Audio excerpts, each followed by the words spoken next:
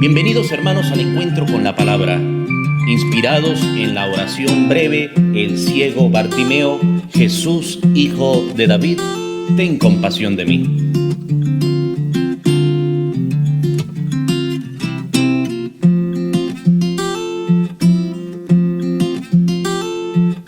Y con ustedes el Padre Marcos Linares.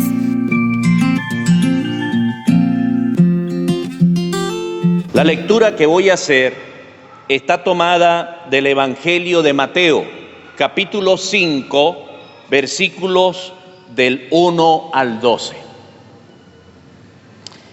En aquel tiempo, cuando Jesús vio a la muchedumbre, subió al monte y se sentó.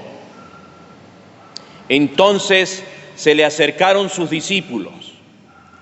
Enseguida comenzó a enseñarles, hablándoles así: dichosos los pobres de espíritu, porque de ellos es el reino de los cielos. Dichosos los que lloran, porque serán consolados. Dichosos los sufridos, porque heredarán la tierra. Dichosos los que tienen hambre y sed de justicia, porque serán saciados. Dichosos los misericordiosos, porque obtendrán misericordia. Dichosos los limpios de corazón, porque verán a Dios. Dichosos los que trabajan por la paz, porque se les llamará hijos de Dios. Dichosos los perseguidos por causa de la justicia, porque de ellos es el reino de los cielos. Dichosos serán ustedes cuando los injurien, los persigan y digan cosas falsas de ustedes por causa mía. Alégrense y salten de contento, porque su premio será grande en los cielos. Hermanos, es palabra del Señor. Gloria a ti, Señor Jesús.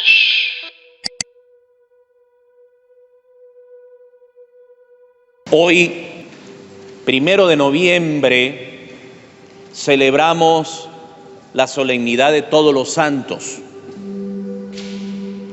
Y hay muchas personas que tienen problema con eso de decirle a los demás santos. Se hacen unos problemas muy grandes y dicen: pero es que la Iglesia Católica, o es que nadie debe llamar santo a otra persona. Pues podemos ver lo siguiente, sin ir a profundidades filosóficas o pensamientos allí profundos. Yo he oído mucha gente que dice: fulano de tal es un santo.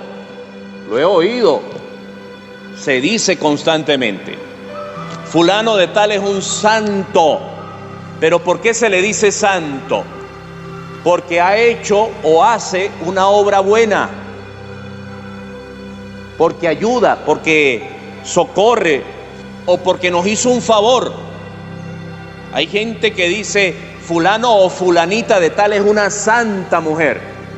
Esa mujer me ayudó a mí a obtener una casa, un trabajo, etcétera, un medicamento. Eso se oye y no nos enrollamos.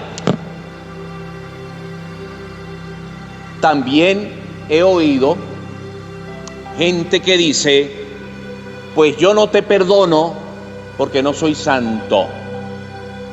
Yo cometo esos errores porque no soy santo. ¿Acaso que yo soy santo? También he oído eso. Entonces, basta que alguien diga, o en este caso la Iglesia Católica reconozca en una persona su santidad, la santidad de la persona, y caemos en grandes conflictos con respecto a la palabra de Dios. Pero si vamos a ahondar y a estudiar la palabra de Dios, Jesucristo dice, 2 puntos: sean santos como mi Padre Celestial es santo. Jesucristo invita a la santidad. Sean santos, como mi Padre Celestial es santo. Bueno, pero es que el Padre Celestial es Dios, sí, pero sí se puede ser santo porque Cristo lo dijo.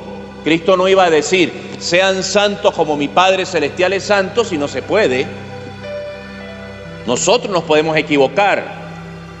La ciencia se puede equivocar. Muchos conceptos en nuestras religiones pueden estar equivocados, pero Jesús no. Jesús no se puede equivocar. San Pablo en sus cartas dice, a los santos de tal comunidad me dirijo. Salúdenme a los santos. Para todos la gracia y la paz para los santos. San Pablo utiliza la palabra santo. Hoy nosotros celebramos el Día de Todos los Santos. Ahora, es cierto y hay que aclararlo, que no todos los santos que reconoce la Iglesia son los únicos que hay. Claro que no puede abarcar. Además, la santidad nosotros la vemos en este mundo por buenas obras que la persona hace, por una conducta, diríamos, de conversión. Porque si es una conducta intachable desde que nacemos, nadie pudiera ser santo. La mayor parte de los santos que reconoce la Iglesia han sido personas naturales normalitas, como decimos por allí, normalitas. Incluso unos han sido pecadores previamente. Hay un caso muy típico y a quien acudimos siempre, San Agustín. Un hombre que disfrutó del mundo entre comillas y se saboreó todo el mundo, las cosas que habían en el mundo, las probó y sin embargo luego hay un proceso de conversión. ¿Qué le interesa a Dios? En todo caso, ¿qué toma en cuenta la Iglesia? La conversión. ¿Podemos mejorar? ¿Podemos ser mejores? Claro que sí. Eso se reconoce. Eso se reconoce y se ve.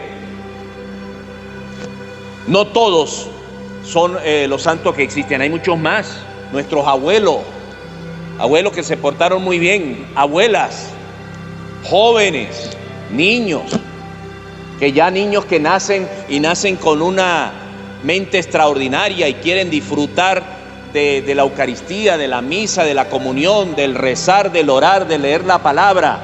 Generalmente uno como niño quiere disfrutar de otras cosas. Hay casos extraordinarios. Sacerdotes que han dado la vida por los demás. Religiosos, religiosas, vecinos. ¿Y dónde quedan los bomberos y el personal de seguridad? Un bombero que se quema, él, por salvar la vida de otra persona. Alguien que va corriendo y quiere llevar a alguien al hospital para salvarle la vida a un niño o a una persona mayor y viene un carro o un camión y acaba con ellos. ¿Cuántos entregando su vida? Muchísimo. Entonces hoy es un llamado a la santidad. Hoy es una celebración de los santos y un llamado a la santidad. Pero quiero referirme rápidamente al Evangelio de hoy. Capítulo 5 de Mateo, versículos del 1 al 12. Vamos a leer eso en la casa y vamos a leerlo muy despacio y meditemos para que vean quiénes son los santos. Los santos son los que pueden entender bien esta lectura de hoy. Pongo un ejemplo. Dice Jesús: dichosos los pobres de espíritu, porque de ellos es el reino de los cielos. Dichosos los pobres. Eso no lo entendemos. ¿Cómo puede ser dichoso o cómo puede ser feliz un pobre? Eso no lo entendemos. Nosotros entendemos al revés. Nosotros decimos que el que no es pobre, que el que lo tiene todo es dichoso, pero el que está pobre y tiene necesidad no es dichoso. Ahí está el problema de la santidad. Si nosotros razonamos quién es santo para Dios como pensamos en el mundo, no vamos a comprender. Dichosos los pobres de espíritu. ¿Qué quiere decir la palabra de Dios? Feliz es aquel que no se apega a las cosas del mundo. Es que si nos apegamos a las cosas del mundo, estamos sufriendo. Porque si nos apegamos a las cosas del mundo, yo quiero tener un carro lujoso, pero no tengo el dinero. Estoy sufriendo. Yo quiero tener un par de zapatos como fulano de tal y no los tengo. Tienen que ser de marca, porque si no sufro, pero no los tengo. Entonces, ese es un infeliz, no es dichoso. Yo soy dichoso porque me desapego de eso, no me importa. Lo que me interesa es cubrir mis pies y tener un calzado. No me importa que sea la marca. Y cuando yo me quito ese calzado queda allí. En cambio, el que está apegado al calzado todos los días o cada rato al día está mirando los zapatos, a ver si sí están ahí, a ver si los lleva puestos, a ver, para que la gente los vea. Eso es apego, eso hace sufrir. Hay que desapegarse de las cosas materiales. Estoy poniendo un ejemplo clásico, cotidiano, común. Y así sucesivamente. Yo me apego a un billete grande, de los grandes. Y si es verde, mejor. Entonces yo guardo ese billete por allá en un sitio y todos los días lo reviso varias veces, a ver si ahí está, ahí está, ahí está. ¿Ven? Me acuesto, antes de acostarme reviso, ahí está. Me levanto, se me va el sueño en la madrugada, ahí está. Apegado. Entonces Jesús tiene razón. ¿Quién va a ser dichoso así? Difícil. Después dice, dichosos los que lloran. ¿Quién va a ser dichoso llorando? Pero nosotros nos quedamos en la primera parte de cada bienaventuranza. Por favor, hay que entender las bienaventuranzas. Vamos a quedarnos con la segunda frase de la bienaventuranza. Entonces, la primera dice, dichosos los pobres de espíritu, porque de ellos es el reino de los cielos. Aquí está la frase que me debe motivar. Porque de ellos es el reino de los cielos. O sea, yo quiero el reino de los cielos. Eso me debe motivar. La segunda parte de la otra bienaventuranza que ponía, por ejemplo, dichosos los que lloran, porque serán consolados. Yo voy a ser consolado. Esto me debe motivar. La segunda parte de cada bienaventuranza es lo que nos debe alimentar nuestra esperanza y nuestro ánimo. Ahí está el secreto. Vamos a leer Mateo capítulo 5, versículos del 1 al 12 y vamos a quedarnos con la segunda parte de cada bienaventuranza. Como nosotros desde que nacemos vamos aprendiendo a sufrir, vamos aprendiendo a llorar y lo peor, cometiendo el gravísimo pecado de ser víctima. Nos encanta hacernos la víctima. Nosotros nos quedamos con la primera parte de la bienaventuranza. No vamos a la segunda, que es donde está la motivación y en lo que Cristo insiste. Por eso termina diciendo las bienaventuranzas, alégrense y salten de contento, porque su premio será grande en los cielos. Nosotros tenemos que poner nuestra mente en el premio, no en lo negativo o en el sufrimiento, o en la necesidad, o en la lucha, o en el camino que debemos cruzar para obtener ¿qué? El premio. Nos quedamos en la primera parte. Tenemos que empezar a quedarnos en la solución a ese problema, a esa dificultad. Yo debo gastar más tiempo y más energía pensando en la solución que recreándome en el problema y en ser siempre la víctima. La gente se confiesa y dice, Padre, yo me confieso porque hice esto malo. Hay otros que no se confiesan porque dicen que no tienen pecados, porque no roban y no matan. Pero yo pregunto, ¿cuántas veces nos hacemos la víctima? ¿Cuántas veces queremos que los demás nos vean como los pobrecitos porque tenemos necesidad de afecto o de cariño? ¿Cuántas veces decimos que somos la víctima para llamar la atención? Pues el pecado del ser víctima no lo confesamos. Y eso es lo que nos recrea siempre en lo negativo y eliminan de nosotros el ánimo, la voluntad, y no nos dejan trascender y ver las cosas de otra manera como nos lo propone el Evangelio. Amén. Hermanos, Dios los bendiga. Hermanos, y los invito a hacer clic donde dice suscribirse al canal de YouTube para que les lleguen las notificaciones cada vez que leamos y meditemos la palabra.